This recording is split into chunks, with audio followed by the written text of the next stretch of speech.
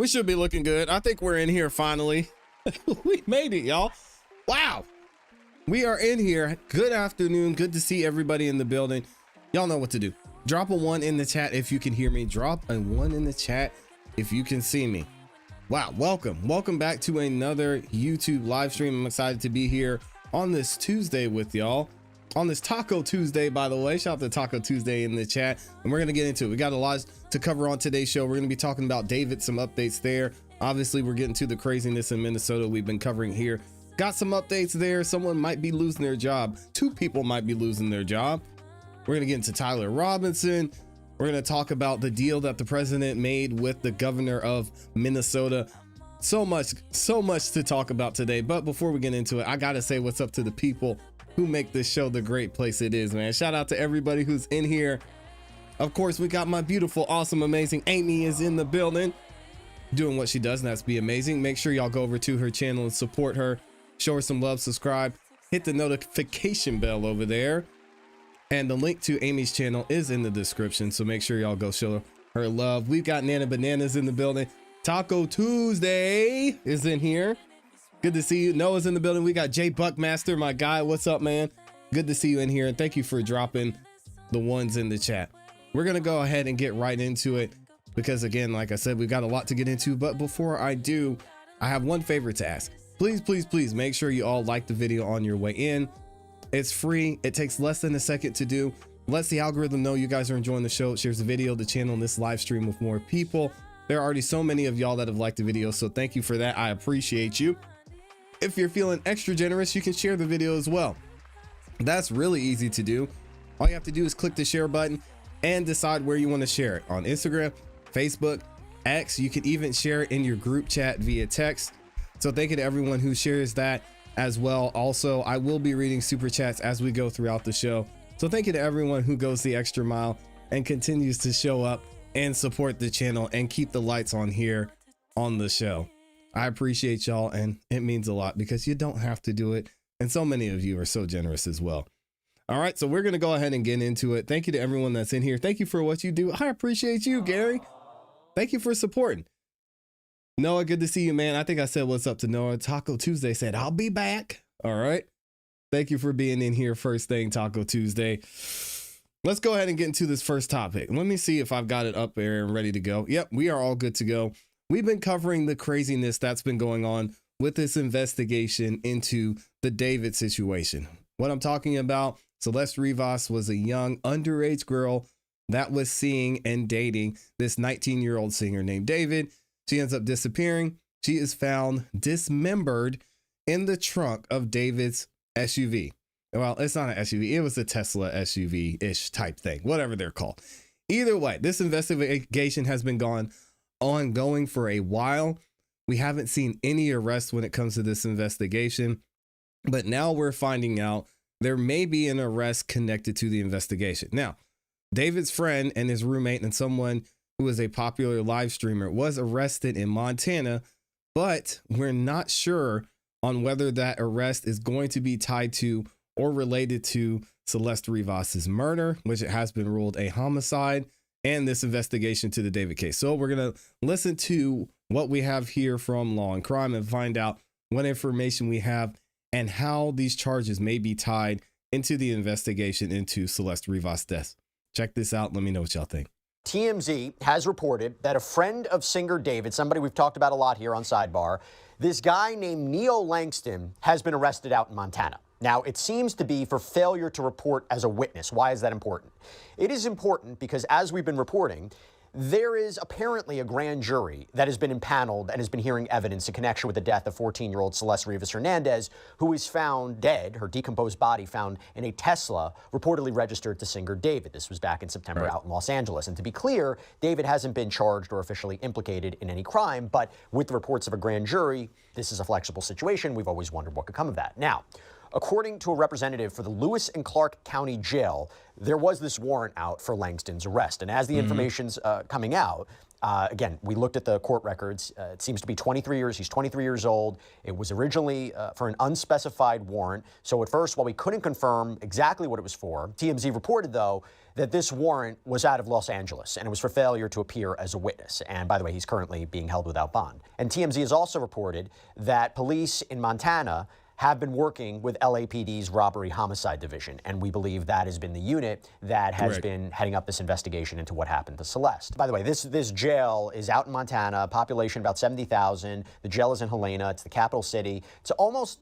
1,200 miles from LA, so we think about that. Now, why is this also important? It's important based on our past reporting, because as we previously discussed on Sidebar, TMZ reported that with this grand jury apparently being in panel, there was a discussion, an alleged discussion outside the courtroom about an uncooperative witness. Okay, we go back to a conversation that may have happened in December between Deputy District Attorney Beth Silverman, who we believe may be spearheading this case, and attorney Evan Jennis. And Jennis represents apparently both a witness, so maybe Neil Langston, and Robert Morgenroth. Now, Robert Morgenroth is apparently the head of David's touring company and a manager of his label. We previously reported that Morgenroth has been potentially questioned, and we previously reported that Morgenroth had been questioned in front of this grand jury. Obviously, we don't know anything officially. Authorities aren't going to confirm it, but that's based a lot on the reporting, including from TMZ.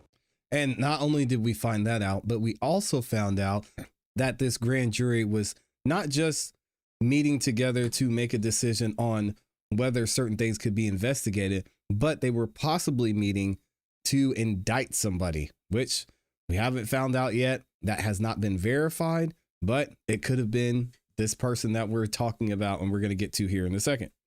So if you have an uncooperative witness, and now you have Neil Langston being arrested out in Montana, potentially for failure to appear as a witness, you put two and two together, we're starting to see what might be going on here. Now, Neil Langston, we believe, is a friend of David. We've seen him in photos with the singer. He has posted content himself. Don't know the exact connection. We also don't know if Celeste, if he knew Celeste, if he had a relationship with Celeste of some kind. And again, we can't officially confirm that he was supposed to be testifying in front of this grand jury.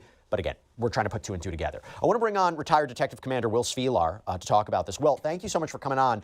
Again, we're still developing this. I'm still looking for breaking news as we record this. This is a big development. Your thoughts? Well, if he's being held for a failure to appear as a witness, that's a contempt of court charge. So the charge is contempt of court. They're going to extradite him, bring him back to LA. It sounds to me like, two and two, like you said, the grand jury's been convened since November. Could be. What happens then is the prosecution is presenting witness after witness, putting evidence in against a specific target or targets for a specific charge. So bringing this guy in, they probably believe has pertinent information to support this charge. And it sounds to me like the noose is starting to tighten around the offender. If we assume that he was supposed to be testifying in front of the grand jury, and obviously we know grand juries are kind of one-sided, it's the prosecution presenting enough evidence to suggest, hey, can you return an indictment? First, we had thought that it was just an investigative grand jury that couldn't return an indictment. Then there was reporting, no, this is a grand jury that can return an indictment. The standard to get back an indictment is relatively low, but it's the prosecution's case. They're presenting evidence to support whatever charges they're looking for here. If we assume he's been an uncooperative witness, and we assume he's all the way in Montana, so 1,200 miles away, timeline's interesting, right? So the reporting in December of an uncooperative witness, and now in January, I wonder if they might have had trouble finding him. I don't know the circumstances of his arrest. I don't know the talk to me about the cooperation. If you have LAPD now working with Montana to maybe find him, I do wonder, was there an issue to figure out where he was? Sure, it could have taken a while to find him, but once you swear out a warrant and you put a warrant across the database, across the country, anywhere this guy gets stopped, it's serviceable. As long as it's a good warrant, it's serviceable, and there's extradition involved, it gets served wherever he is. And you get it out there across law enforcement channels, you put it in the leads. Once it's in leads, every law enforcement agency has it. So regardless of where he went, he was eventually going to get caught. Now, they may have had some information from whatever sources that he was up in Montana, but this could be as simple as a routine traffic stop where he gets picked up on a name check. All right. And there's also more information on how this might be tied in. This is more recent, and we're going to try and see if we can figure out how this man is connected to Celeste Rivas's homicide. 23-year-old Neil Langston, who was arrested on Thursday in Montana, of all places, on an out-of-state warrant for allegedly failing to appear in court as a witness. Now, Langston, a popular Twitch streamer who often appeared on social media with the singer, was transported back to L.A. for booking last week. He's already out of custody after posting bond on Saturday. Now, to be clear, we don't know exactly which case was the one that earned Langston a set of cuffs, but In December, TMZ reported that a witness for that grand jury that I mentioned earlier had been, quote, uncooperative with the investigation. So it's possible it isn't too tough to connect the dots right back to the David case. But our next guest may believe that arresting Neo Langston could be a sign that prosecutors don't have a strong case against David. Dang, Joining me now is missing persons wild. private investigator Steve Fisher, who has been on this case from the very start, representing the owner of the property where David had reportedly been staying near where that Tesla was found. Steve, thanks for taking the time. What does this arrest say about the strength of the possible case against David, in your opinion? You know, it does worry me a little bit because I think personally, I believe there was multiple people involved in what happened. And at a minimum, I think it's weird that he said it worries him. Again, David's innocent until proven guilty, as well as everybody surrounding him. We don't know how this happened. We've heard crazy stories on this channel before in covering cases. It could have been some random guy who saw Celeste near the vehicle, took her, brought her back to the vehicle, and then threw her in there. I mean, we don't know. So to say it worries you, I don't know.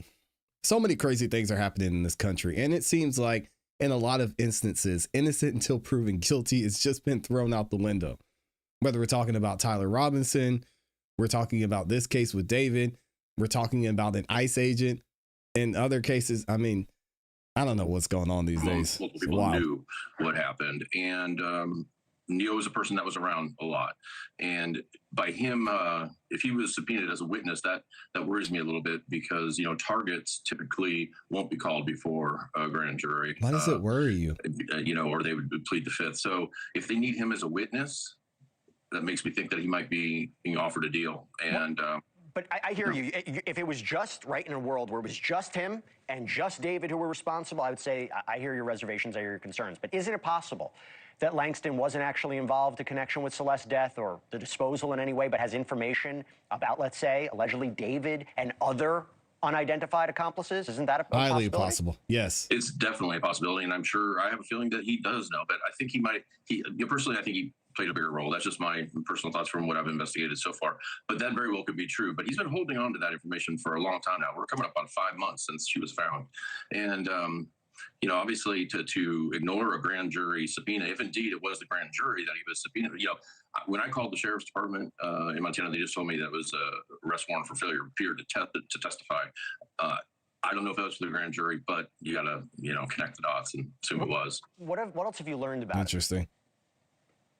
About Neo Langston? You know, he was at the house a lot. There's a lot of photos of him at the house. He posted a lot of photos of him at the house. He was friends with David and seemed to be kind of a hanger on her. And I don't think he was hiding out in Montana. I just don't think he had anywhere else to go because his mom moved there. And well, can I talk about that for a second? Because the last confirmed sighting of Celeste, and this is according to you, was in January of 2025, right? TMZ reported that there was this mysterious trip David took to Santa Barbara in the spring of 2025. The LAPD confirmed that. They haven't said what part that plays in the investigation. Now we are hearing that Langston's mom's house in Montana, where he was arrested, was purchased in March of 2025. So if we're talking that spring time frame, do you think that could be connected? I mean, of all times, for her to buy that house, what do you think? You know, I think it. I don't think it's connected. I'll tell you why. Because you know, in monitoring social media, she's posted some stuff even indicating that Neo was there. So I don't think he was hiding. I just don't think he had a place to go. And I think you know, him and a couple other people very close to David have just been extremely arrogant lately, like they were untouchable. And I hate to see that. And I hate to see them get deals. To be honest with you, I just think that there's got to, you know, would hope that there's other evidence that could tie them all, anybody who's responsible, up into this thing and charge them all. Okay, so this private investigator clearly has an idea of who he thinks is responsible for Celeste's death. I don't think we've seen enough evidence to say one way or another. And especially looking at how the LAPD is handling this, it seems like they need some questions answered as well before they can even indict somebody. Let me know what you guys think about this in the comments and in the chat, as usual. Interesting stuff, man. Thank you to everybody who's in here. I appreciate y'all showing love. Thank you all. Almost 100% of you have liked the video. I appreciate that. It helps out so much, man. Y'all have no idea. So thank you, thank you, thank you. I can't believe it's been 5 months, says Noah, and David is still roaming around free. You think he would be the first one arrested? It's shocking to me. So there must be something there we're not seeing, and maybe we'll find it out at some point. Maybe not. I don't know what they're going to do. Is this going to be a cold case? Honestly, if this case ever goes to trial, it may play out similar to Brian Walsh. But they have to indict somebody first. It did not take them long to indict Brian Walsh from what I can remember. Actually, let me see. I think it was 2 weeks. It was 2 weeks from Anna's disappearance that they indicted Brian Walsh. Let me double check. Let's see. Let's see. Quickly, was Brian Walsh arrested? I believe it was 2 weeks, but I could be wrong. But there was a lot of evidence in that case. Let's see. Anna Walsh was last seen in early morning of January 1st and was reported missing on January 4th after investigators couldn't verify the account of her whereabouts and found suspicious evidence. Brian Walsh was arrested 4 days later. So again, I mean, there must really be nothing on this guy. So it's, where do we go from here at this point? We already saw how much the medical examiner was scraping and scrambling, struggling to try and figure out what happened to Celeste. We saw how much they were struggling to even get people to testify. I mean, you had some cooperation here and there, but it's weird because it's such a sensitive subject because of Celeste's age, because her and David, I mean, technically shouldn't have even been together.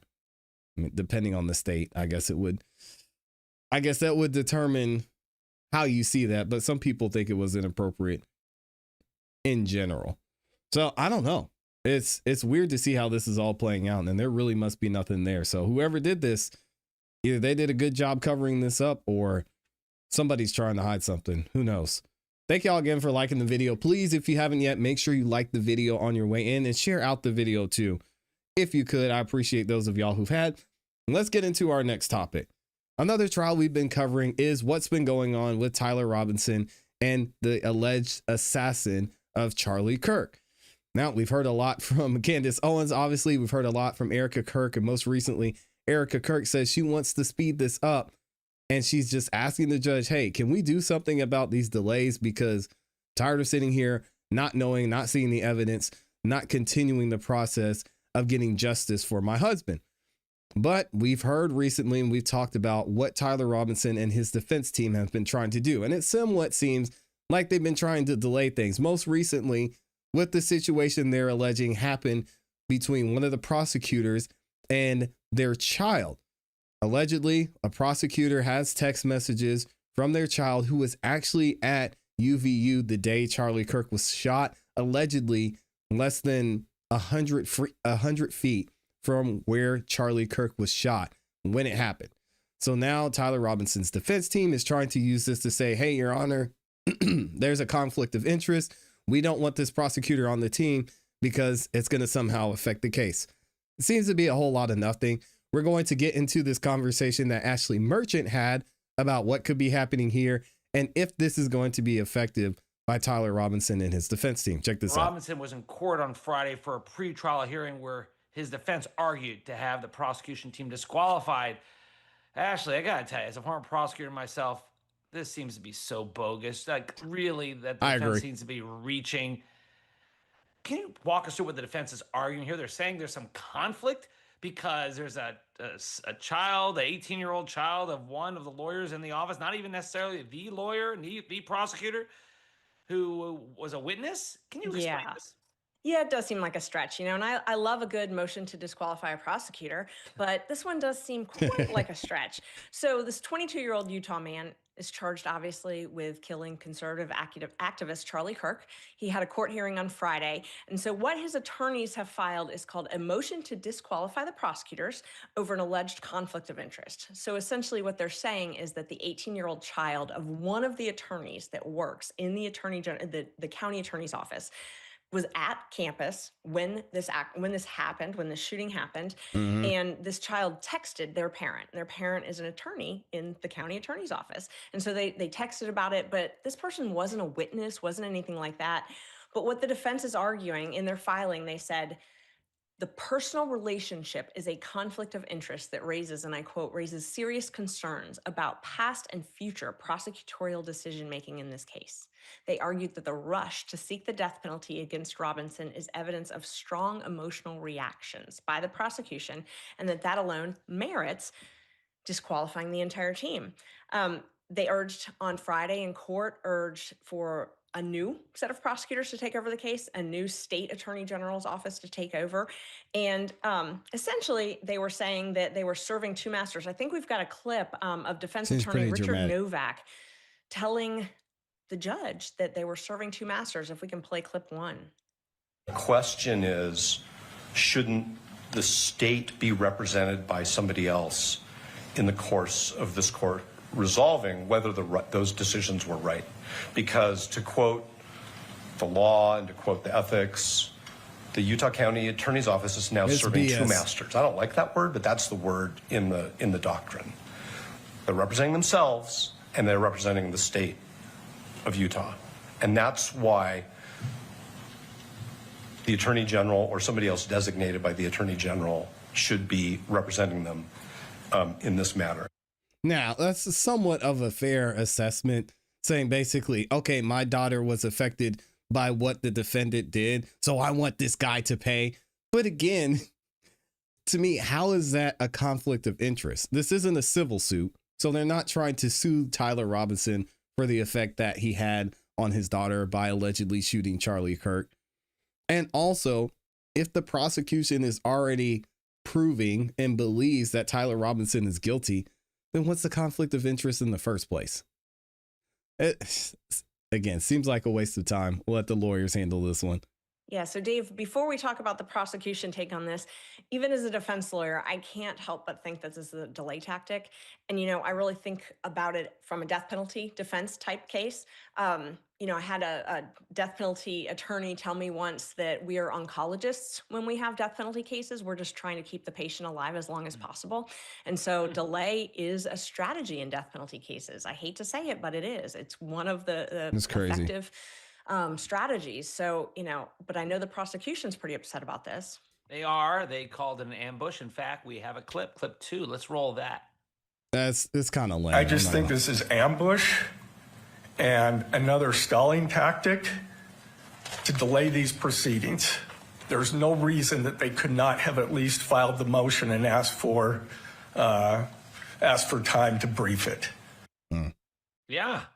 I mean, it looks like this is the defense grasping at straws. They find this little detail that an 18-year-old child from one of the prosecutors in the office, and may not be someone who's even involved in the case, but was not even a witness, as you said, but was there. And that should mean that the entire prosecutor's office needs to be disqualified? What? Yeah, it definitely seems like a stretch, Dave. I mean, it seems like delay tactic. The one thing, though, on the other hand, is death is different. And so if you're going to scrutinize every little thing, you kind of have to do that in a death penalty case. So, what's the harm really of bringing in the attorney general maybe to review it? But I just don't think it's necessary. I think it's a delay tactic. I agree. And the judge has not ruled, so we'll be watching it, but there's a preliminary hearing scheduled to begin on May 18th. That's the next time we're going to get to hear really the state lay out their evidence. I would imagine the judge would rule on this before, but we also, in court last week, we had an interesting, I don't know if you saw this, we had kind of an interesting motion or argument that was made about lip reading concerns. Did you see that? I did. Now, I saw, actually, you had this expert. They were shining the camera on Tyler Robinson, and you can see him talking to his lawyer, and they had a lip-reading expert saying what he said, which was very revealing. And the defense lawyers, as you could expect, were just apoplectic about it. They went to the judge, and the judge said, yeah, you're right. We're going to stop the camera from focusing on the defendant here. In fact, we have a clip on that. Clip number 3. Let's roll that. This court does not wish to make a disproportionate decision on the actions, and it does note it does not minimize the violation. Therefore, this court will take up the suggestion by Mr. Burt that during the remainder of this hearing, that the camera shall not photograph Mr. Robinson at all. Okay, well, lame. The videographer was lucky because he could have been held in contempt, could have been fined. The judge said, we're just going to tell you no more of this. Now, as a 12-year state attorney, I can get it. I mean, I'm mostly pro-prosecution, but Right. you don't want to jeopardize a case by jeopardizing the defendant's right to a fair trial under the Sixth Amendment. Why make that an appellate issue? So not good that was done. The judge acted properly. I think this cures it. Or do you think, Ashley, that this sets up yet another argument on appeal that they did this? Do you think the judge This is cured the crazy, problem? man. I think the judge cured the problem, but this is always, these types of issues always come up on appeal, especially in a death penalty case. When you're seeking death, every single issue is going to be just litigated over and over again. I kind of I don't know if relate it's it going to help. whenever I have a client taking notes. I've had different camera angles looking and, possibly looking towards the notepad. And we certainly don't like that as defense lawyers. We don't want any of our notes or any of our thoughts or our process being known. We certainly don't want lip reading. But I think the judge handled it. At this point in the case, I doubt that there was a lot of significant strategy discussions that they were having in open court, hopefully. But this is one of those things that we have to balance when we have courtroom cameras, which I welcome, I think are great, but you got to kind of balance because you've got the defendant's right to have conversations that are privileged with their attorney. And if they're mouthing, lip reading those conversations, that can invade the attorney-client privilege. So Yeah, but I guess my question would be, whose responsibility is it to protect that? I mean, if I'm sitting next to, I don't know, Young Thug and Brian, if I'm sitting next to Young Thug while he's talking to Brian Steele and they're having a conversation, I hear them say something and I share that and it gets reported. I mean, is that wrong? Is that my fault? Is that illegal? Again, seems like a lot of stalling tactics here. I get it with it being a death penalty case. It's going to be something that the defense is going to take very seriously and try and get as best of an outcome as they can for this man. I think once this goes to trial, this is going to be pretty much it for Tyler Robinson. So they might need to stall as much as they could at this point because I don't think it's going to end well. We'll wait to see what the evidence shows. Let me know what you guys think about this in the comments in the chat. Thank you again to the gang. We got 460,000 of y'all up in here showing love. Thank you to everybody in here. Utah won't offer a plea deal. They want the death penalty. If this goes to trial, I mean, he might as well go ahead and just wrap it up. There is no way one single Utahan would say that this man's not guilty. Especially the people in that area and everyone who's been so affected from what happened here. I'd be surprised if there's someone that hasn't heard of this case that lives in the area. So again, I think your jury pool is already tainted. This case is just bad. And what are they gonna do? Send them somewhere else? Yeah, it's not looking great for Tyler. But again, the facts and the evidence could show something different. And we may actually look at the case and say, hey, this evidence really doesn't prove that Tyler Robinson is guilty. And then if that's the case, then we got a lot more questions to ask. Who is actually guilty? Yeah, I agree. No jury in Utah will say not guilty. Not one. Not one. Absolutely not. It'll be interesting to see what happens. Thank you all again for being here. Thank you to everybody that liked the video too. Let me see how those likes are looking. We're almost at 100%. So if y'all could please make sure you like the video. Noah says he will be convicted. If this goes to trial, I don't think there's a way he makes it out of this. I don't think there's a way. I'm not seeing it. To be honest. So y'all let me know what you think. Good morning to the East Coast, everyone who's west of Eastern Standard Time. Good morning to y'all. Good afternoon to everybody who's just joining us. Hit the like button on your way in. It's free, guys. I'm going to beg for likes until I'm no longer on YouTube because it's free and it helps the channel out so much. Unless you're a content creator, you see that little like button. I'm not going to click it. Guys, I'm telling you, when it comes to helping out the channel, that is really the number one way you can help grow the channel. So thank y'all to everybody that liked the video. And I'm going to keep asking because it's free. It takes less than a second. Come on, just like the video. I know you guys are going to have a good time here, and we've got great content for you as well. Good to see some of y'all in here. Shout out to, who is that, Tanya? Good to see you in here, Tanya. Good morning. Good afternoon to y'all. Let's get into our next topic. I'm going to be honest. I did not see this coming. And it looks like Don Lemon may have caught the biggest break that I have seen in a while. So Don Lemon was in a church and was essentially, in my opinion, I'm just giving my opinion here, harassing some of the parishioners, harassing the people who were there to worship, even falsely accused a pastor of pushing him. I mean, y'all have seen the video, and if you haven't, we may show that on a little bit later. But now we're finding out that after all this talk, after everything that was said by the Department of Justice, by the Assistant Attorney General, by the Attorney General, by the President of the United States about Don Lemon, it looks like Don Lemon and several other people who were involved in this church invasion are going to be let off the hook. Check this out.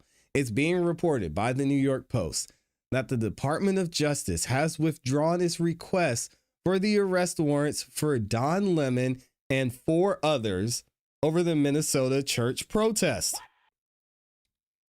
This is so disappointing. It's surprising in my opinion. And I have to say, hey, I was wrong. Now, could the charges be brought again? Well, we're going to get in that as we look at the article here from CNN and the New York Post. I don't understand why the Department of Justice would choose to withdraw the warrants here. I don't get it. It's clear to me that Don Lemon was at the least promoting this type of activity, but it seems like they thought different. Check this out from CNN.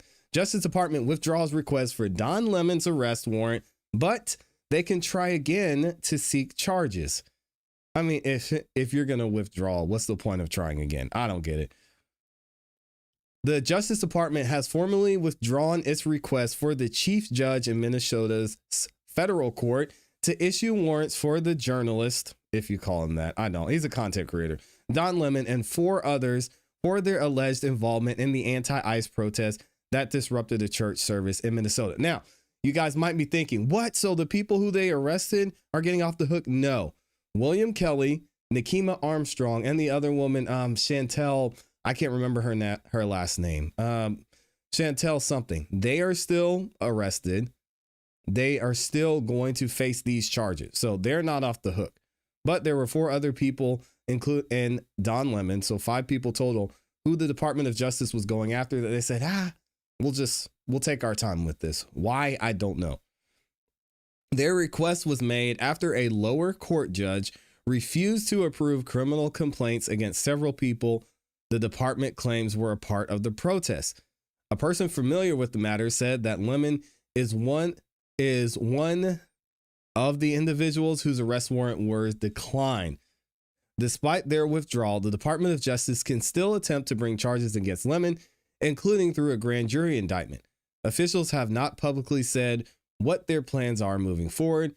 Don Lemon has said that he was present at the demonstration as a journalist, not a protester. In a video of the episode that he posted on YouTube, Lemon says, "I'm just here photographing. I'm not a part of the group. I'm a journalist." Bro, come on, man. 3 other people have been charged in the connection with the protest, and those people are probably going to do some time in jail easily. So let's get into this article from the New York Post. I cannot believe that the Department of Justice is making this move. The only thing I could think of is maybe they're going to go to a grand jury and show the evidence. Guys, I've been on a grand jury. I've served on a grand jury. I've seen hundreds, literally hundreds of indictments and ruled and helped make a decision on hundreds of indictments. I am telling you right now, if I knew anything, if I knew nothing about this case, if I didn't know who Don Lemon was, if I didn't know who Nikema Armstrong was, if I didn't know who the city's church pastor was, Jonathan, we're going to get into his story later. If I saw the evidence of them playing the video saying this is what happened, do you guys most likely think that Don Lemon was involved in planning this and was a part of this? Or do you most likely think he was not? I would easily say Don Lemon was a part of this. It's pretty clear to see that Don Lemon knew what was going to happen. He had communicated with Nikema Armstrong before he got there, self-admittedly so. And then he was helping coordinate getting to the church and infringing upon and violating these people's constitutional rights. It's that simple. But here we are. The Department of Justice needs to help us understand why this is happening. Appeals court rejects Trump administration's emergency attempt to arrest Don Lemon, but the judge admits probable cause. Obviously, a federal appeals court rejected a bid by the Justice Department to force the arrest of former CNN anchor Don Lemon. That's what I like calling him better. I'm not going to call him a journalist. I'll call him either a content creator or a former CNN anchor. Thank you for that, New York Post. And 4 others over the weekend after a lower court judge refused to sign off on the warrants to take them into custody. The 3-judge panel, made up of an Obama appointee, Jane Kelly, and Trump appointees, Stephen Grass and Jonathan Kobes, denied the request by the Trump administration to take Don Lemon into custody over the January 18th demonstration inside City's Church in St. Paul, Minnesota. In a brief concurring statement, however, Grass said the prosecutors had clearly established probable cause for all 5 arrest warrants, but the government has failed to establish that it has no other adequate means of obtaining the requested relief. Interesting. So our lawyers and our attorneys, let us know what that means in the common folks language. So if they're saying we have probable cause, but that the government, quote, failed to establish that it has no other adequate means of obtaining a requested relief, does that mean that's the reason why the Department of Justice is pulling back and they're going to go through a grand jury to try and get this indictment? Seems like that's the case. We'll have to wait and see. The unanimous Friday ruling was unsealed on Saturday. By Monday afternoon, the Department of Justice signaled that it would no longer seek a judge to sign off on Don Lemon's arrest. The Department of Justice has initially sought to charge 8 people, including Don Lemon, in connection with the demonstration, but the magistrate judge, Douglas Miko, also signed off on charges against 3 prospective defendants and directed the feds to seek a grand jury indictment of the remainder. So, again, that's most likely what's going to happen. I hope that they follow through this because, again, looking at this personally, Don Lemon comes up in my church, there probably will be hands laid on them in the name of Jesus. I'm not saying by me. I'm just letting you know. Instead, prosecutors asked Minnesota Chief U.S. District Attorney Patrick Schiltz to review the evidence and order the arrest by 2 p.m. local time on Friday. So it sounds like the Department of Justice was trying to skip steps here, and they need to go through the proper process, is what most of the judges are saying. In a furious letter to 8th Circuit Chief Judge Steve Colleton, Schiltz described the Fed's demand as unheard of in our district, or as best I can tell, any other district in the 8th Circuit. I have surveyed all of our judges, some of whom have been judges in our district for over 40 years, and no one can remember the government asking for a district judge to review a magistrate judge's denial of an arrest warrant. The reason why this never happened, Schiltz added, is likely that if the government does not like the magistrate judge's decision, it can either improve the affidavit and present it again to the same magistrate judge, or it can present this case to a grand jury and seek an indictment. Schiltz added that he planned to discuss the Fed's move with his colleagues this past Friday, but their meeting was postponed to Tuesday due to security concerns caused in part by the presence of Vice President J.D. Vance and Attorney General Pam Bondi in Minneapolis. I'm sure Pam Bondi stopped by their office to have some conversations. I've informed the U.S. Attorney that I will make a decision about the warrant application immediately after that meeting, insisted the Minnesota Chief Judge George W. Bush appointee on the federal bench. In response to the government's insistence that failure to arrest Don Lemon and the remaining 4 demonstrators would cause copycat church invasions, I agree. Schiltz sarcastically told Colleton, apparently the government believes that the arrest of the leaders of the city's church invasion, whose arrests have received widespread international attention, will not deter copycats, but arresting 5 additional suspects will. That makes no sense. Nobody wants to be charged with a federal crime Most people don't, I should say. So I can imagine if you arrest the people responsible, what's the main three people responsible were arrested, you'll probably deter a lot of folks. Now seeing that Don Lemon got off, and you know Don Lemon's going to be out here loud and proud saying, hey, I told y'all they weren't going to get me. That's going to cause way more issues. Anyway, I won't go through the rest of this article, but I did want you guys to hear from the Assistant Attorney General on what she said about Don Lemon earlier this week, because again, she was very, very sure that Don Lemon not only would be arrested, but he would be held accountable for his actions. Now it seems like they're backing off. Obviously, in my opinion, it's a strategic plan, and it looks like they're backing off so this can go before a grand jury, which I honestly feel like would be easier to get an indictment, and we may hear something soon. Here's what the Assistant Attorney General had to say. He doubled down on the inanity in the following comment. I have got to run this by you. You may have heard it. Here it is, Sot 5 last night. It's not about justice. You know how I know it's not about justice? Because I have the best attorney in the country, I believe, to deal with this, who takes on this administration without fear at all. And this attorney has worked with some of the worst accused criminals in history. And even those people, just like Donald Trump, who is a 34-time convicted felon, are always allowed usually to self-report. In these situations, why you see the activists in Minneapolis or Minnesota, why you see a perp walk, which they were supposed to get rid of that, right? Because they said they were unconstitutional. Why you see that? Because they want those images out there. They want to embarrass people. Same situation. If they had come here to do that, they wouldn't let me self-report. And so when I asked counsel and people, well, why is this happening? And one person who I respect the most, this doesn't come from my counsel, who I really respect, said, because they're giving you the N-word treatment. Oh my gosh, bro. Okay. Thoughts on that, Harmeet? I mean, so if that's the case, what did they give to Donald Trump with this BS election interference case? But hey, you know, he's a poor, gay, black man. Automatic victim. Who thinks Don Lemon is a victim? Who thinks that we're giving him the N-word treatment? That's a lot of people really do. Offensive to me as surprisingly a person who grew up in the Deep South and saw the Klan in my town when I was growing up. Like Don Lemon living in the Hamptons or whatever, you are not ever being subjected to that kind of treatment. That's absurd. Secondly, thank you for continuing to talk and reveal attorney-client privilege communications. That's super helpful. I really appreciate it. And Abby Lowell, his lawyer, had nothing to do with the magistrate judge refusing to sign off on arresting Don Lemon.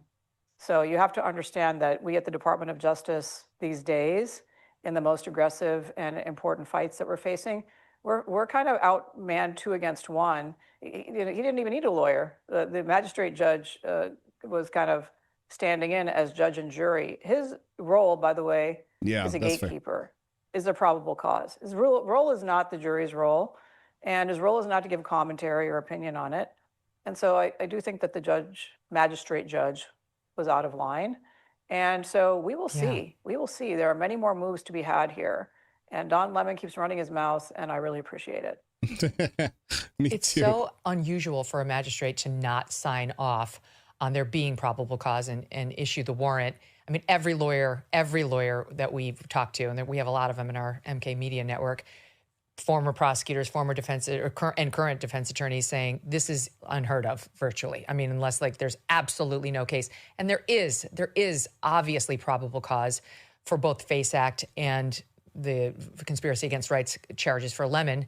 So, yes. I mean, was it nakedly partisan, Harmeet? I know you're limited somewhat in what you want to say, but was it obviously a partisan thing? Well, let me state with regard to the FACE Act, first of all, like Attorney General Keith Ellison, many lawyers and even apparently now magistrates and judges are entirely ignorant of the second half of the FACE Act, which is protecting houses of worship. Why is that? Because all they've ever heard of is Obama and Biden, DOJ going after pro-life protesters using that law, praying outside abortion clinics, an abuse of the FACE Act. Those are the headlines. Yeah, and it's outside. Some of these people weren't even inside the clinic. They're outside. They could have just easily stayed outside, but nope, they had to go in, disrupt these people, and Don Lemon say, hey, I'm a Christian. I'm worshiping right now. Bro, I'm telling y'all, don't try it. Frankly, Don't come in on my the church.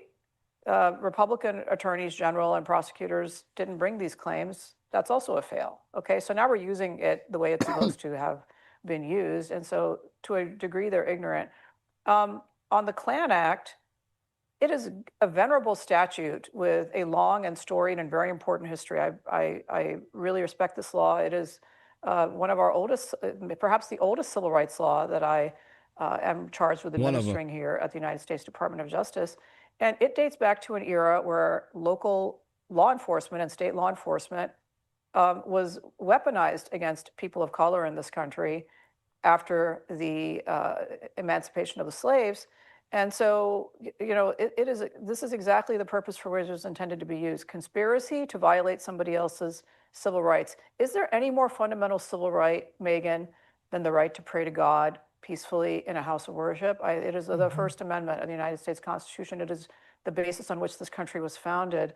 And I mean, not even that only, but they were harassing. There were kids crying in the service because people came in and disrupted the service. So they were intimidated by them. You had this guy, this idiot, William Kelly, who was screaming in these people's faces. No matter what religion you practice, no religion, whatever, like you have to look at this, and you cannot argue that this was okay.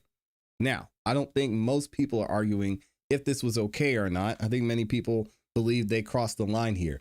But as to Don Lemon's involvement, that's another question. So do you guys think that Don Lemon is off the hook here, or that there's just a retreat from the Department of Justice, from Pam Bondi for now until they can get this before a grand jury, which this isn't even my opinion. I can say with 100% certainty that if this case against Don Lemon goes before a grand jury, specifically on the Klan Act, there will be no question. All they have to do is show the video we played on this channel multiple times with Don giving Nikema Armstrong kiss on the cheek, saying, we're going to go here, we're going to do this, we're going to do that.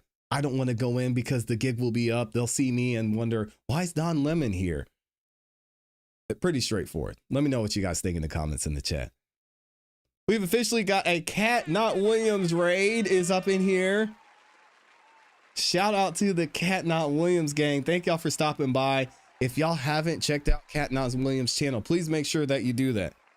Absolutely amazing content creator. She supports what we're doing here so much. We support Cat Not Williams and her channel as well. The link to her channel is in the description. So if you haven't yet, please go over there and make sure y'all subscribe. If you want to actually hear a smart person talk, make sure you go over to Cat Not Williams' channel, all right? Cat Not Williams knows her stuff and is very knowledgeable about the law, very knowledgeable about this court cases, and has one of the best memories I've seen in these YouTube streets. So shout out to Cat Not Williams. Y'all show her some love. Thank y'all for being here. I think Don will settle privately. Oh, no. No. This is not. No, this is a criminal case. We're going to talk about the lawsuit here in a second. But no, we're not settling a criminal case. Don Lemon's not taking a plea deal. No. We're actually, man, y'all are jumping ahead. You guys are so smart. Y'all can already see how we're walking you down to the next topic. We're going to talk about the civil lawsuit here coming up, because the pastor of the city's church, we're going to talk about him here. Jonathan, I can't remember his last name. Parnell, is it? I don't have a memory as good as Kat's. We're going to talk about Pastor Jonathan Parnell, and it's looking like he's rearing and getting ready to sue Don Lemon, as they should, as every single person in that church should, to be honest. Because, man, can you guys imagine, even if you don't go to church, I mean, can you imagine being at your loved one's graduation? Imagine this, your loved one's graduation, and then you have, I don't know, you have some people from PETA mad that you guys are going to eat burgers and hot dogs after the graduation, and they come into the stage and they stand on stage and they start pouring red buckets of paint on themselves, and they start chanting, stop eating meat, stop eating meat. I mean, how horrible would that be? And honestly, I don't know. That might actually be, I don't know if a graduation is protected under the Constitution. That'd be something I'd have to look at. But I mean, come on. Can we all be a little bit reasonable? Goodness gracious. Oh, shout out to Kat. She says, I'm back on the Tyler Robinson coverage still. That's all right, Kat. Take your time. You're good. You're good. Thank you for hitting the rewind too. Don Lemon is liable criminally and civilly. He was a part of it, and he wasn't ashamed of admitting that either. No, Don Lemon is off the hook. It'll go to a grand jury. I believe so as well. I haven't watched any news. What crime is he accused of? Yes, we covered it. Actually, we've covered it here as well. And if you guys go back and look at the videos we've covered this on, Nate the lawyer did a very, very good job breaking this down. Honestly, the video is so good, I could go and watch it again right now, but I won't do that to you guys. We've already covered it here. Go check out Nate the lawyer, and I can actually, let me see if I can find this video. I'll drop it in the chat for y'all because he did a great job talking about not only, let me see, here we go. Not only if and how Don Lemon is liable, but how he potentially violated the Klan Act. Shout out to Nate the lawyer. Thank God he's still with us. I know he was battling and dealing with a brain tumor, but that guy is brilliant. A brilliant attorney and an amazing, very knowledgeable content creator as well. So I dropped the video in the chat for y'all. We reacted to it. He did a good job. I will definitely get up to speed. I had to take a social media break. I don't blame you. Listen, if I could take a social media break, I would take a break forever. Are you a Trumper? I don't know what that is. People have asked me what I am. I am the head of objectivity at the United States of America. So when it comes to objectivity, you have found the right place. Now, I will say this. The only time I'm not objective is when it's crimes against children. If there's a crime against a child, I'm sorry, guys. Objectivity, it goes out the window. I can't do it. If it's a crime against a child, I turn into a completely different person, and I just lose. It's like my kryptonite. I lose all of the objectivity. But with everything else, yes, I am the official. You can ask the president. You can ask President Trump. You can ask President Biden, President Obama, President George W. Bush. I am the official head of objectivity here at the United States. So take that as what you will. I'm not going anywhere. It's honestly not something that's an appointed position. I was put here at birth. I don't have a choice. So hopefully that answered your question about am I a Trumper or not. Shout out to the gang for being here. Nate the lawyer is a goat too with the law coverage. He's so good, man. Y'all go show him some love. Go show him some love. We are analyzing law. That is correct. But, you know, today's day and age, things have to be so polarizing. And I think there's a time and a place for that. And you have to be on one side or the other. You're not allowed to look at things objectively. If you disagree with one side, you're an X. If you agree with one side, then you're a Y. Objectivity has been lost. I think there are some places, and in some cases, we're seeing a light at the end of the tunnel where people are trying to wake up and say, hey, you know what? It might not really be a blue or a red issue.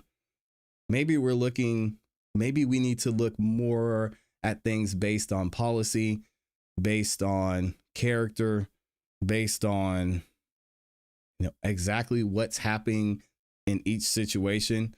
And instead of worrying about, oh, I see blue, check, blue, check. No matter what this man says, he's blue, so I got to sign off on it. No matter what this person says or does, they're red, so I got to sign off on it. That's not the place for this. Now, if you want to go to and talk about my views in general, I don't know, maybe I could save that for another channel. If you've been watching the channel enough, you will know that I'm a follower of Christ. I have very conservative views overall, but I think there are some cases where if you want to talk about policies and the politics, I may be a little bit and lean a little bit more progressive.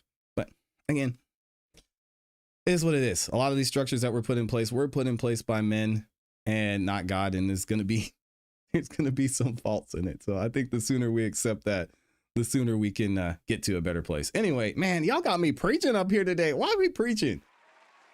We're just here to watch videos and play videos and stuff. I'm not supposed to be preaching. All right. Shout out to you. Hold on a second. How do I feel about the new conservative influencers?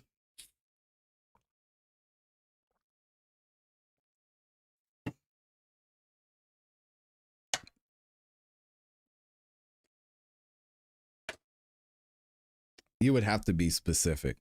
And even if you were specific, I don't know that I could speak to it because I really don't follow a conservative influencer. There may be a couple of pastors that I would say I follow that could be considered conservative influencers. Only reason I started following Candace Owens recently is because of her investigation into Charlie Kirk's assassination. I don't even know if Candace Owens is a conservative influencer. I don't know what Candace Owens got going on. So, I mean, I saw and I liked a lot of the open conversation and debate that Charlie Kirk was having at the time. I think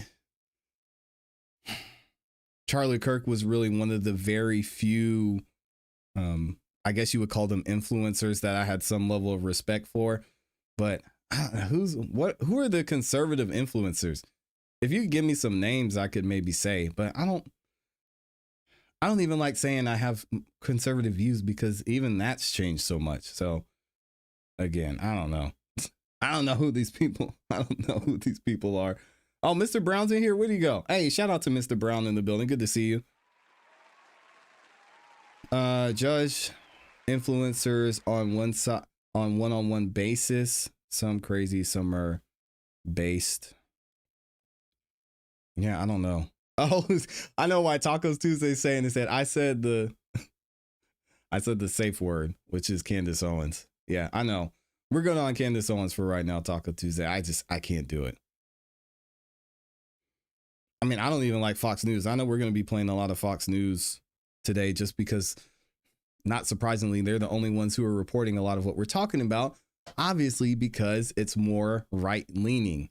You know, so a lot of the left-leaning mainstream media outlets aren't reporting or talking about, yeah, I know, Taco Tuesday, I got it, aren't talking about what's going on because it doesn't look great and there's going to be a lot of pushback. So again, I don't know.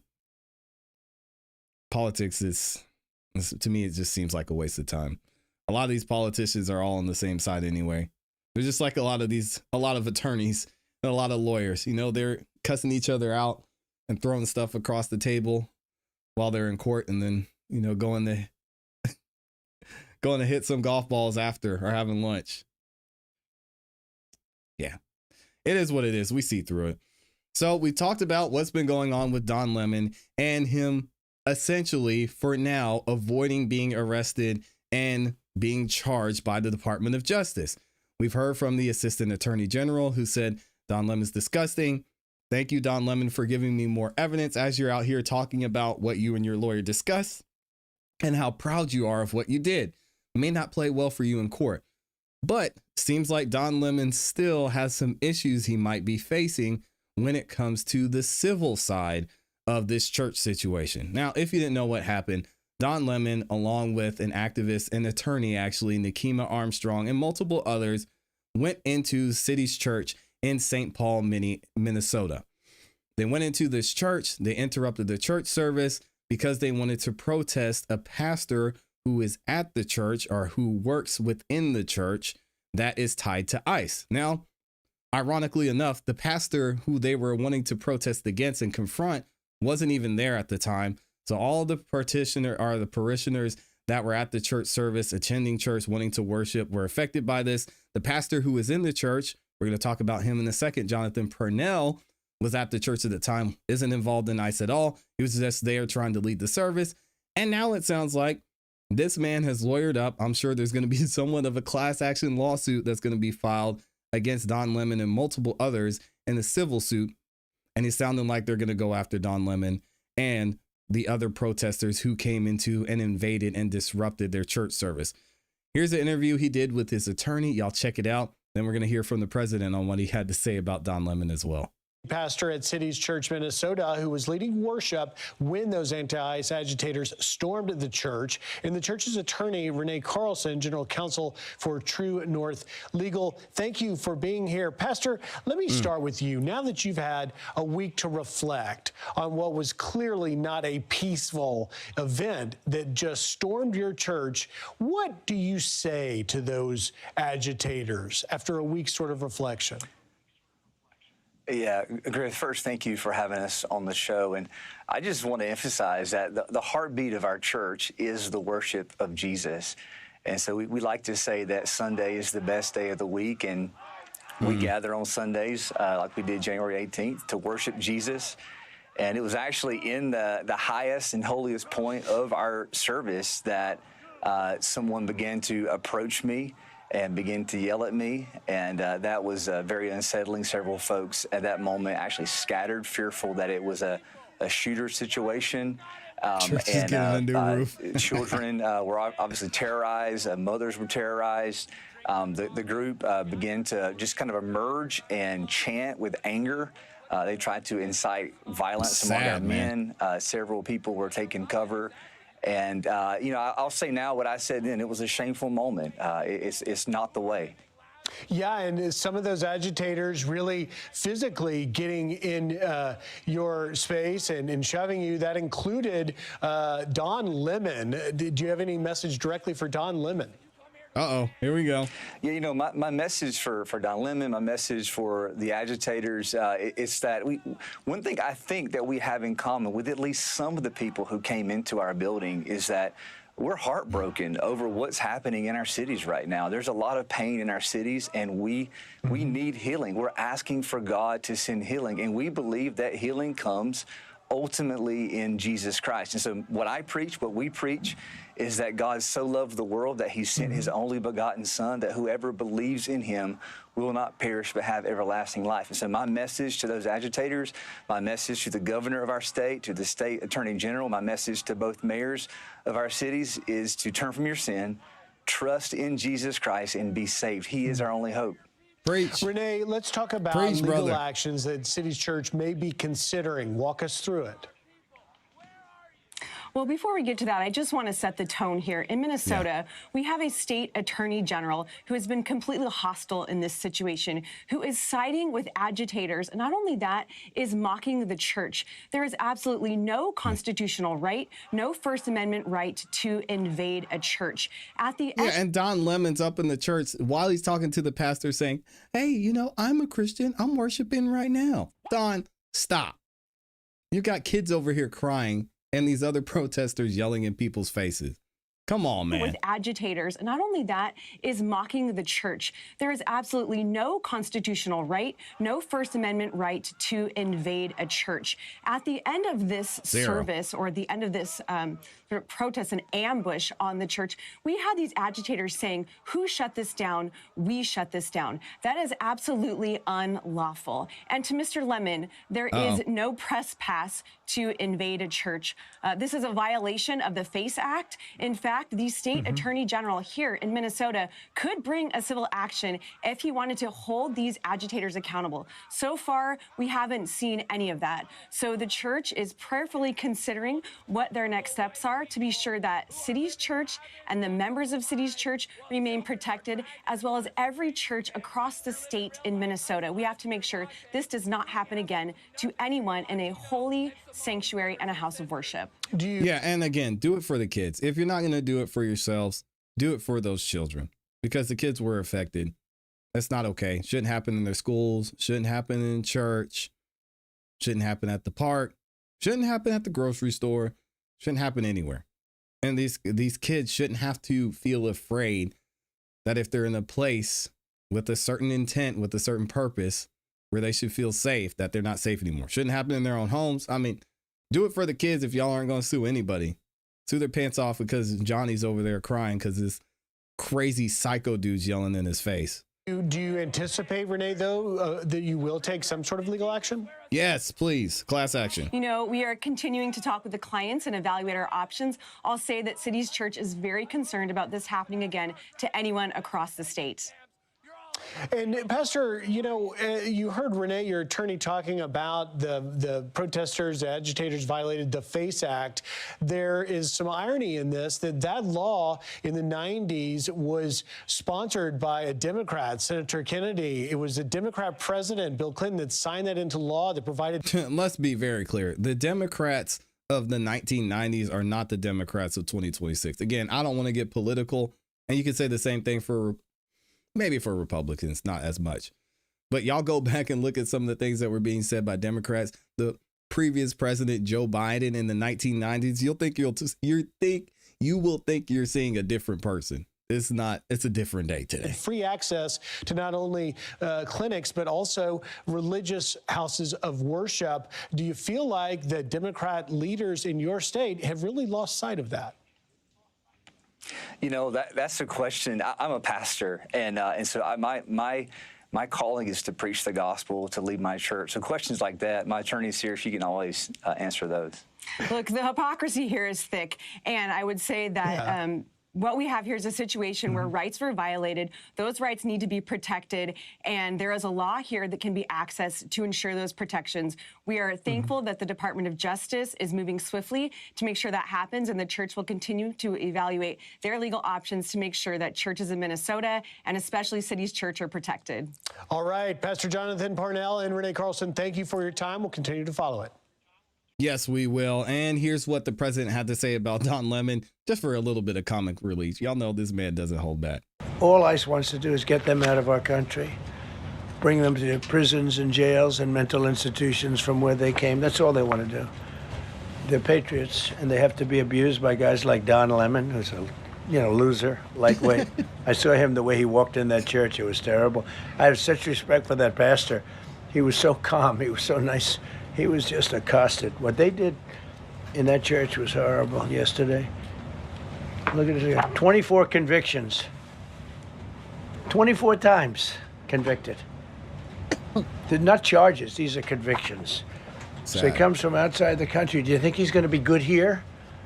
He's convicted 24 times. He's going to be good here, right? It doesn't work that way.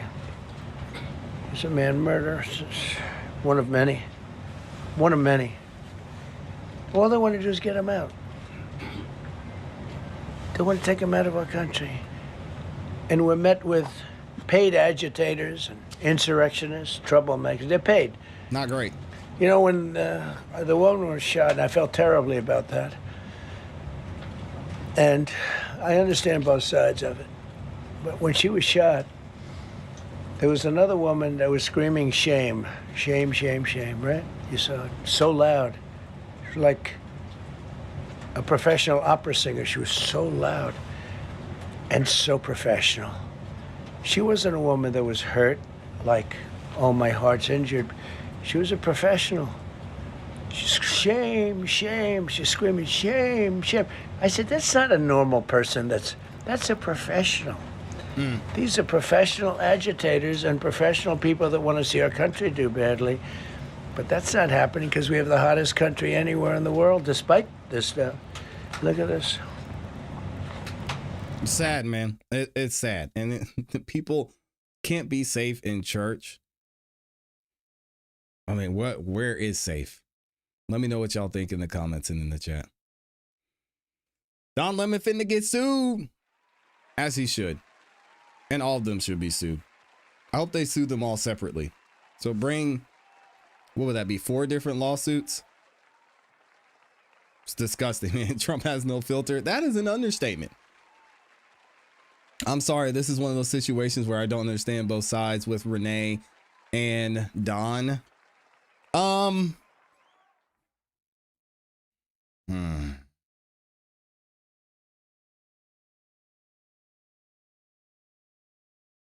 Are we going to get into that today? I'm with the president on that one. And honestly, it's so interesting because people aren't going to play that part that he said he can see both sides. Because this part, other people inside of this administration have been so outspoken in support of the ICE agent in that case. I can see both sides. Renee shouldn't have been there. She shouldn't have been interfering with law enforcement. Shouldn't have been blocking the road. She shouldn't have tried to drive off when the police gave her, or when the law enforcement gave her lawful instructions to exit her vehicle, get out of her vehicle. Also, the ICE agent, he probably shouldn't have walked in front of the car. I don't believe, again, I wasn't in the situation. I don't know. I don't believe it was necessary for him to shoot and kill her. I don't believe that she needed to be shot and killed. And as you can see, even from the video, him shooting her and killing her didn't stop the vehicle from moving. So even if he was in the front of the vehicle and he shot and killed her, he still would have been gone. So again, it could have been handled differently. I can see it from both sides, really. I could also argue that I get that the shooting's justified, which I think it was. It's tough, man. It's tough. Finally catching a live. Hi from San Diego. Good to see you. Good morning to San Diego over there. It's about to be afternoon for y'all. Sad situation all around. I agree. Tragic. I call both of these Alex Pretty and Renee Good are both tragic situations because I don't think either one of them needed to die. They didn't need to die. Taught a lesson? Absolutely. Lock them up. Federal charges? Yes. Did they need to be shot and killed? I can't. I don't believe so. As much as Also breaking tonight, some people on the right want to say that, oh, well, you know, F around and find out, which while I agree with that, but should you lose your life? I don't know. And again, I tell the kids this all the time. Just because someone does something, you know, doesn't mean you have to retaliate in the same way. For example, there's been a lot of conversation about, oh, well, certain people on this side are saying that they were laughing when Charlie Kirk was shot because they didn't like what Charlie Kirk was saying stood for. So now we're going to laugh. Really? Is that really how we move forward? I mean, I know not everyone is spiritual or is a believer or a follower in Christ, but I mean, dang.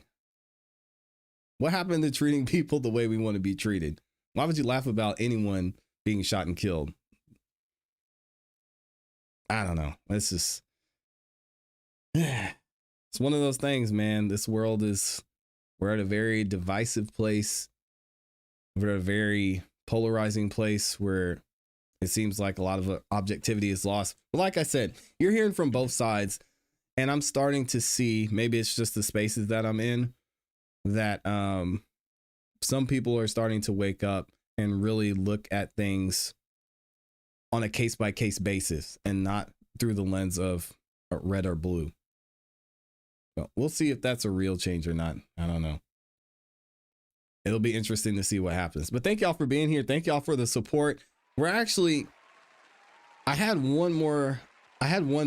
one more, because we still have several topics we're going to get into. But I want to get into this one because Amy mentioned it in the chat. Now, I want to talk about this because we've been covering this situation, and it's crazy that this happened because, well, we'll get into it in a second. Let me read what y'all are saying. I hope the church does sue. Shame on all those being disrespected in God's house. It's that simple. He did not walk in front of the car. She turned the car at him, and the gun went off after she hit him with her vehicle. You could see it in his camera. Okay. I'm not gonna do all this. He did walk in front of the car because that's how he got into the side of the car. So that statement is false. He did walk in front of the car.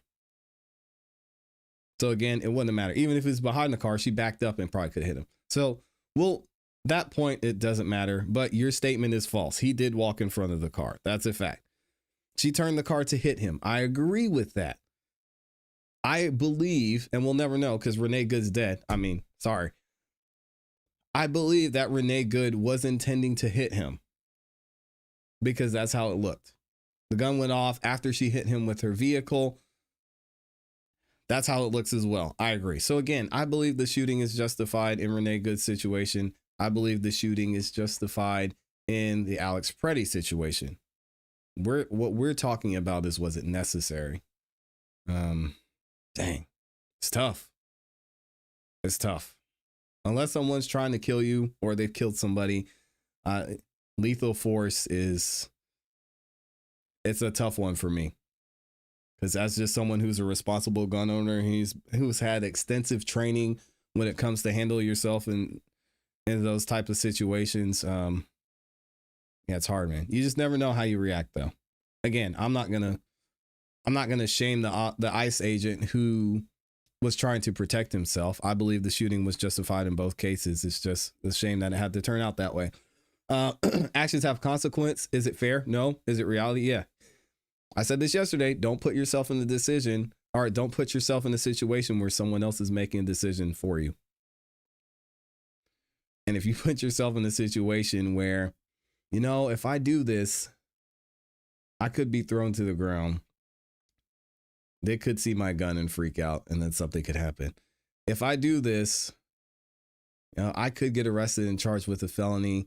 And if I drive off, I could potentially hit somebody and get killed. Yeah, that's sad. It is a shame, true. But they had a choice to be there or not. Yeah. I made a very, very bad decision. Ashley Babbitt didn't deserve to die either. No one did. Charlie Kirk didn't deserve to die either. No one did. I agree with that statement. Yeah, I saw that video of Ashley Babbitt pop up the other day. I was like, man, this lady didn't even have a weapon. She was barely banging on the door and gone. Crazy, man. Let's get into this breaking news. And I got to put our breaking news banner up here. I love using this thing because we be breaking news sometimes. Shout out to Amy for this with the breaking news. We're going to get into it here in a second. This is interesting because this is something I talked about, and I didn't know that something was going to happen this quickly, but we'll get into it here in a second. So yesterday, when we covered what was going on with the situation in Minneapolis and how things were moving, how ICE was handling all this, how Border Patrol was handling the situation specifically with Alex Preddy, and how the Department of Homeland Security was handling it. We heard a press conference, in my opinion, a terrible press conference from Kristi Noem. I said yesterday, before we even heard news about anything that was going on, I am not a fan of Kristi Noem. And I'm going to be honest, I think Kristi Noem's going to lose her job here soon.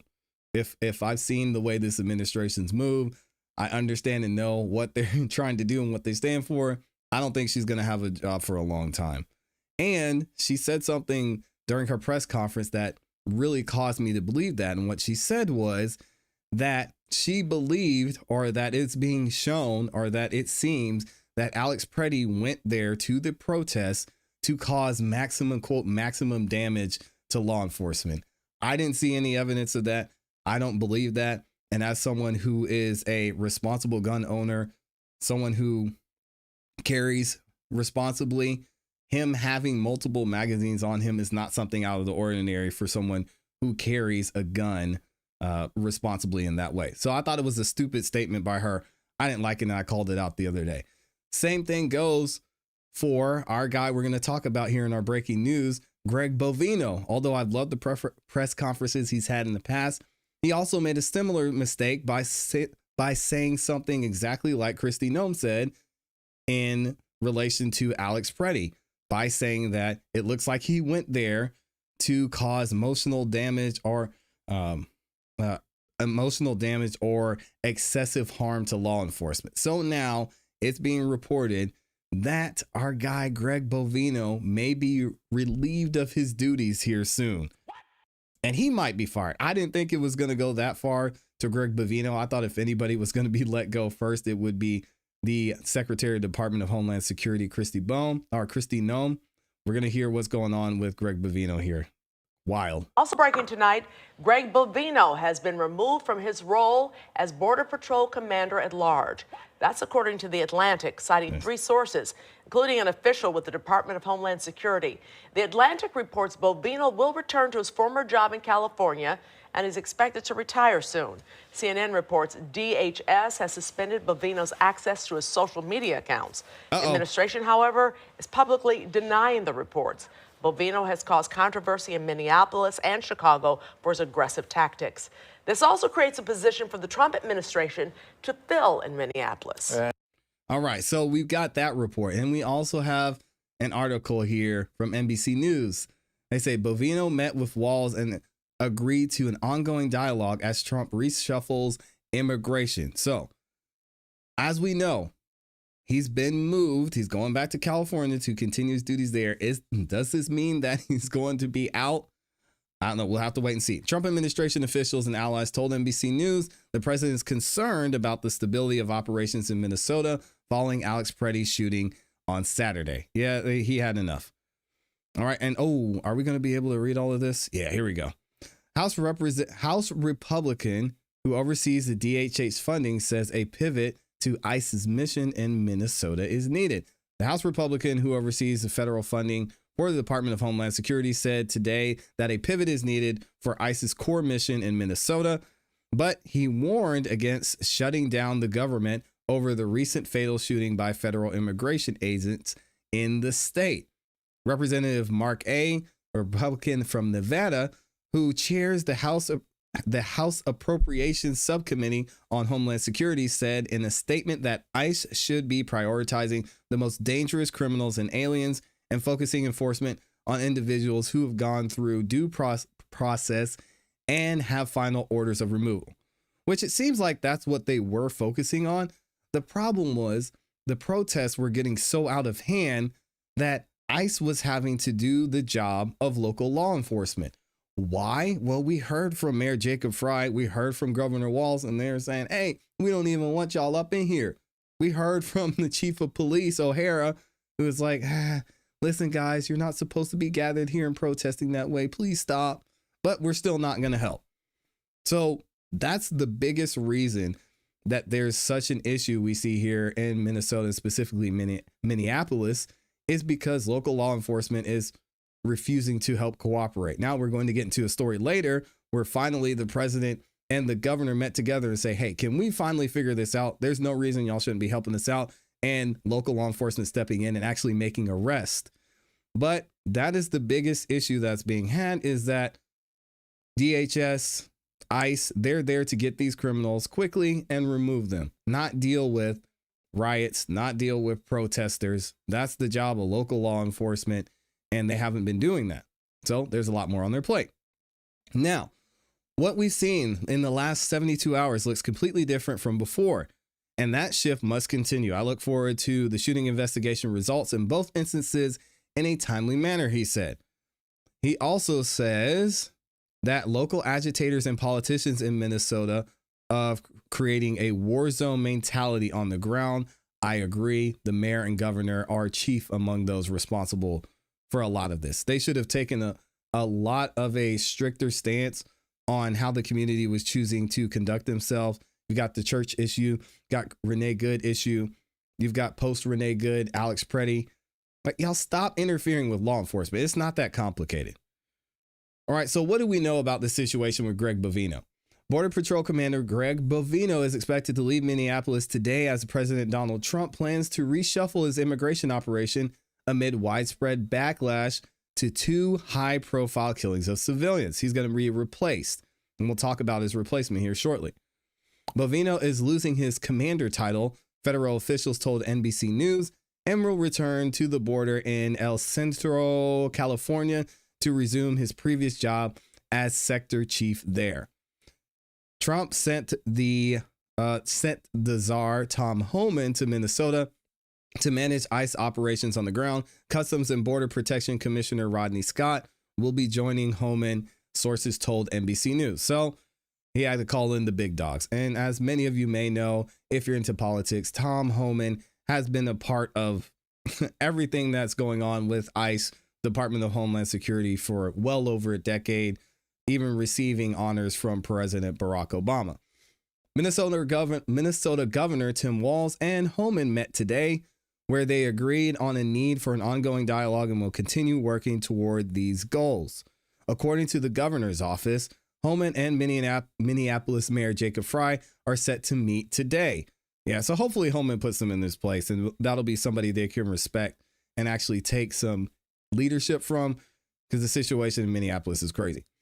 Bovino and others within the Trump administration have been roundingly criticized following the fatal shooting of Renee Good and Alex Preddy involving ICE and Border Patrol amid border immigration crackdown. So now let's get into why I think and feel like Kristi Noem, she's going to be out the door here soon. Check this out from CBS News.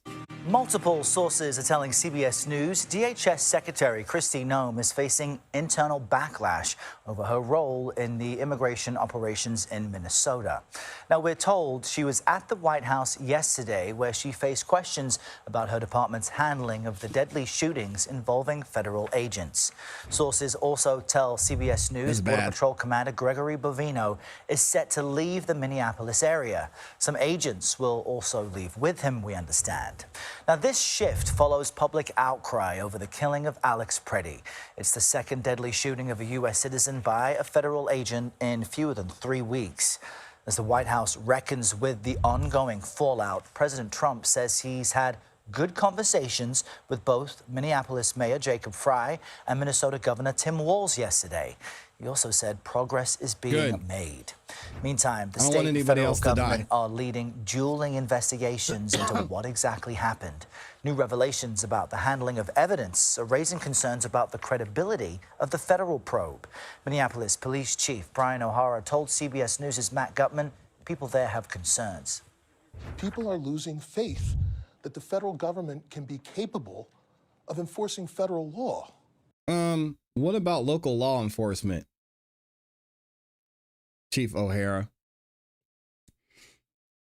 What about Minneapolis law enforcement, local law enforcement? What, you think this is just going to go away and stop once ICE is gone? Again, it seems like they're somewhat, no pun intended, shooting themselves in the foot here because people are going to be emboldened by the weak way this has been handled by the mayor and the chief of police there. Because when ICE is gone, let's say ICE leaves right now, if people start to feel a way they feel about what's happening at any point with local law enforcement, are y'all going to see the same thing? Are you going to deal with the same thing that ICE dealt with? Why not take a stand and say, let law enforcement do their job? And doing it professionally and without widespread constitutional violations. We've got team coverage for you on this morning. Anna Schechter is following the shooting investigation specifically. CBS News correspondent Ian Lee is on the ground there in Minneapolis. But let's begin with Natalie Brand, who has some fresh new reporting for us from the White House. Natalie, good morning. What can you tell us about the relationship between the administration and Secretary Noem?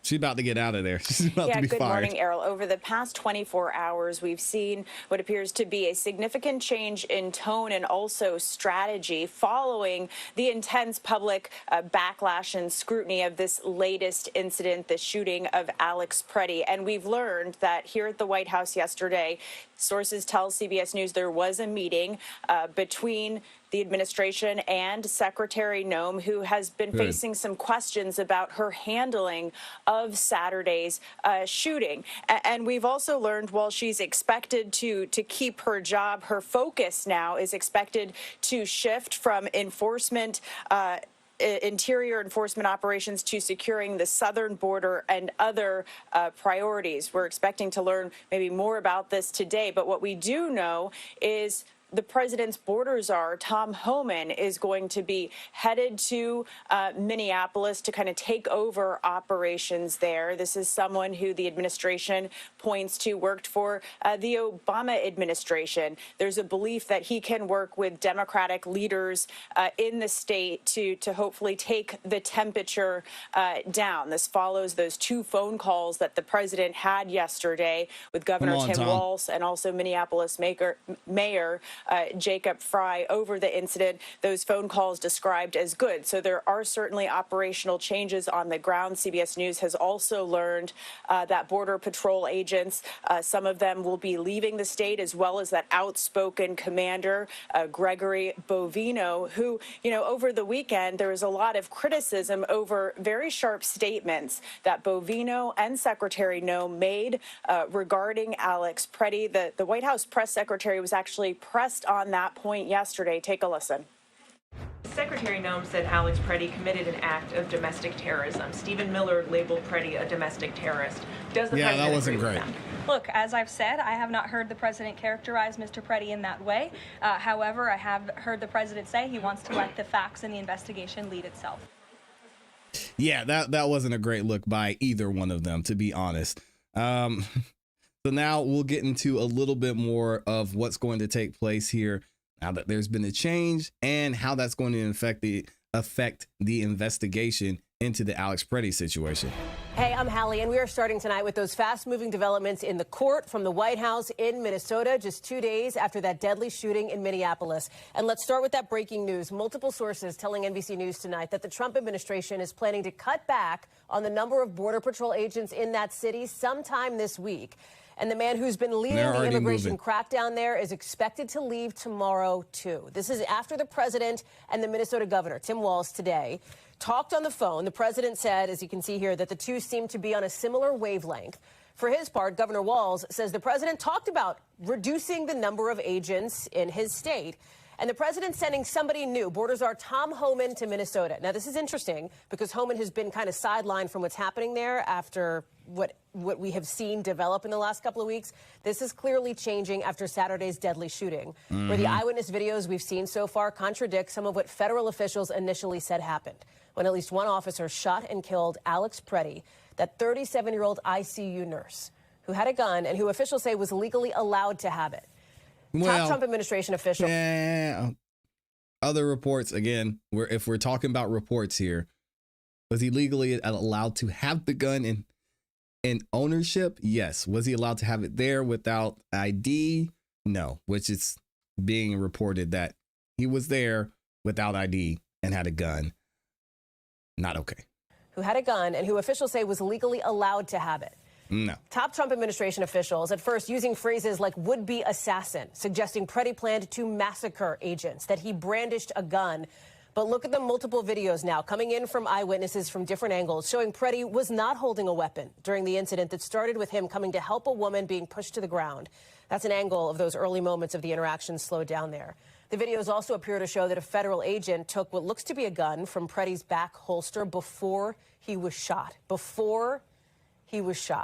At one point, you're going to see Preddy's hands circled in the video. No, it doesn't appear there's a gun in those hands. We've got team coverage tonight. We're going to get to Tom Winter for sort of a walkthrough of these videos, how it fits into the investigation. But I want to start with Monica Alba, who is live for us at the White House, because, Mon, there's some new information now that we're just getting in from our team, from our colleagues Gabe Gutierrez, Julia Ainsley, that appears to be a pullback by the federal government. Yeah, we don't care about that. We want to hear about the investigation. Let's see what we're going to hear about the investigation. If we get into that. Nope, they don't, of course. We're going to focus on the political side. Let me know what you guys think about this in the comments in the chat. Again, Kristi Noem might be up out of there.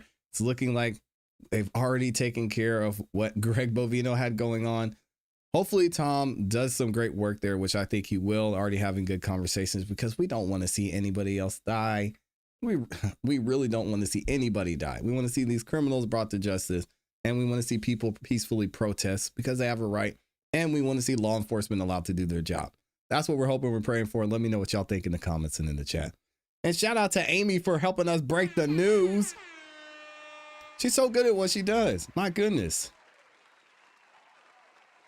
Someone has spray canned this of something by the looks of it. Yep.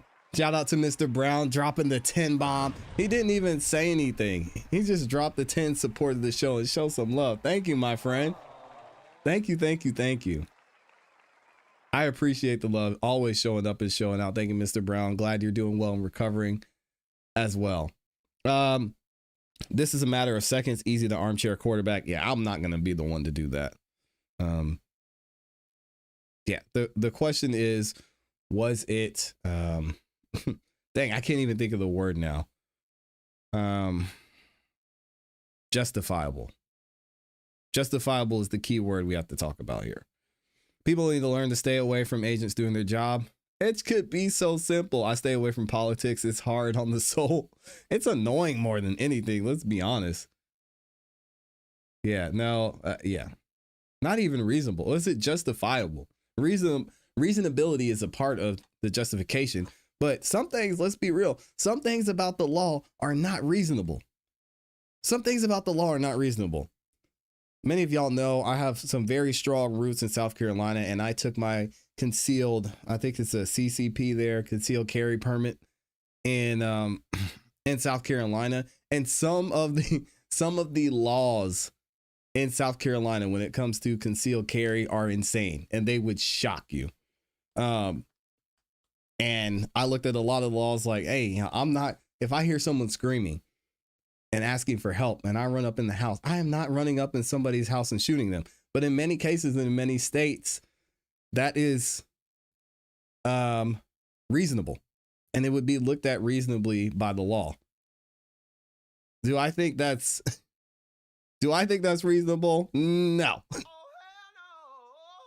That is crazy. But so I think we have to use the term. Well, I don't say we have to. Y'all can use whatever you want to. I'm going to use the term justifiable because we look at it on this channel from a factual, legal basis. We mix a little bit of emotion in there too.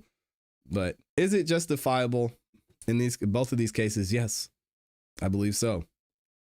Because a lot of it, speaking of belief, is did these people believe they had a reasonable, or they had a fear of a deadly threat? Pretty justifiable to me.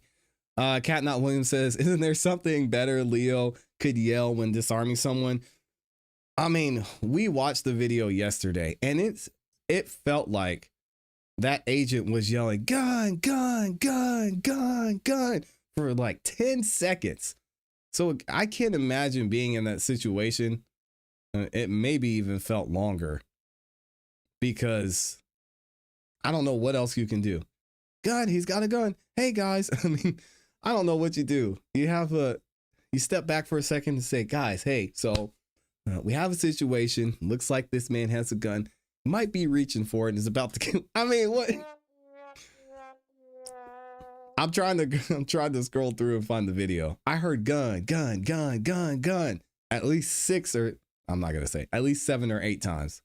All right, this is a family show. I know the kids are out there watching, getting ready to at least 7 or 8 times. Let me see if I can find the video. Gun, gun, gun, gun, gun, gun. Again, what else are you going to do? I don't know. Bovino straight up lied that the officers involved are working in other states. They are on paid leave until the investigation is concluded. Otherwise, if found guilty, everything they touched is tainted. Oh, okay. Yep. No, when you see a gun, yell gun, gun, gun to warn everybody. But once the firearm is secured, there should be another command like clear, clear, clear. You can't do that because what if there's another gun? What do you keep? Again, a lot of people who conceal carry, you might see that thing on the side, but make sure you check the ankle too, because I mean, you cannot. If that's the case, you would not be able to yell clear, clear, clear until you've patted that person down and ensured they don't have any other firearms.